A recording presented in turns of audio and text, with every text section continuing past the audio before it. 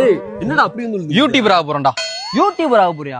ஏய் யூடியூபர் ஆகலாம் எவ்வளவு பெரிய கண்டென்ட்ல யோசிக்கணும் தெரியுமா? நல்லா தரமா யோசிக்கணும், ரிலேட்டபிளா யோசிக்கணும். அவங்க போய் கரெக்டா பொருந்துற மாதிரி பேசணும்டா.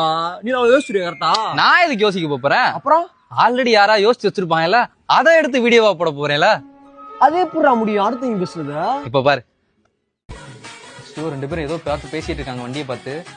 ஓ சாப்பிடறதுக்கு வண்டி சாவி கேட்கறாங்க போல இருக்கு. ஐயோ இவங்களும் இல்லைன்னு சொல்லிட்டாங்களே, பாவம் மனிதாபிமானம் இல்லாம இருக்காங்க. சாப்பிடறதுக்கு அப்ப எப்படி நடந்து போவாங்க? ஓ நடந்து போறாங்களே.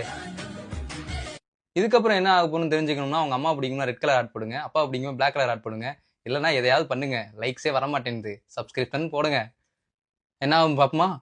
ஓ இவர்கிட்ட தான் இருக்கா. அச்சோ இவங்க ரெண்டு பேரும் வந்துட்டாங்க. ஐயோ ரெண்டு பேர்ட்டு பிடிச்சி சிக்கிட்டாங்க. என்ன பண்ண போறாங்க தெரியலையே. ஓ ட்ரெண்டிங் டாக் சாங்க ரொம்ப நல்லா இருந்துச்சுல்ல.